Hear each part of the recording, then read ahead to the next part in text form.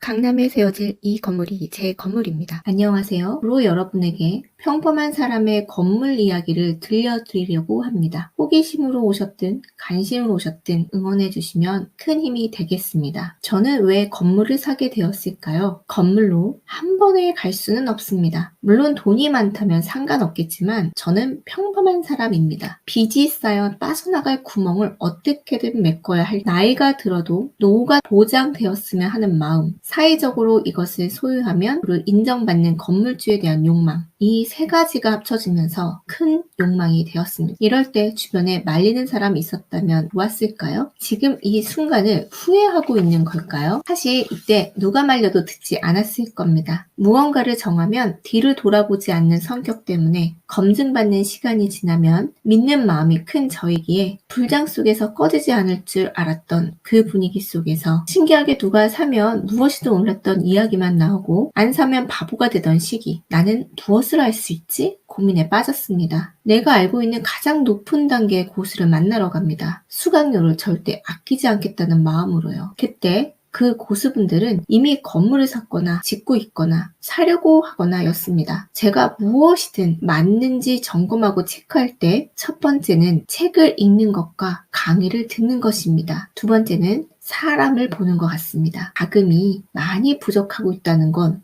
알고 있었습니다. 하지만 무조건 책을 읽기 시작했습니다. 그리고 그 누구보다 수업을 열심히 들으러 다녔습니다. 자금이 한정적이었기 때문에 제가 가지고 있는 돈을 가장 효율적으로 쓸 수 있는 방법을 저도 알아야 했기 때문입니다. 부자 마인드셋이 이미 장착되어 있다 보니 건물 사야겠다는 마음은 저절로 들었습니다. 모두 부동산과 주식이 상승하는 시기였고 자금이 유동적이었기 때문에 건물을 사고 싶다는 마음이 정말 컸습니다. 시중에 돈이 많다는데 왜 저에게는 돈이 없죠? 3년 전에는 저도 그렇게 생각했습니다. 그런데 그 돈이 어떻게 내게 올 수 있는지 자본주의를 공부하면서 알게 되었습니다. 여러분도 자본주의에 눈을 뜨게 되면 알게 됩니다. 그래서 만약 건물에 대한 니즈가 있다면 여러분이 해야 할 일은 어떻게든 자본주의 마인드로 바꾸셔야 합니다. 그래야 시작할 수 있고 그래야 힘든 일이 있을 때 좌절하지 않고 일어날 수 있습니다. 다들 이렇게 말하죠. 그것 봐. 이 일은 원래 안 될 일이었어. 내가 뭘 했어? 잘 안 될 거라 그랬지? 마인드셋이 안 되어 있다면 이렇게 힘든 시기에 저 또한 그렇게 말했을 겁니다. 기억하세요.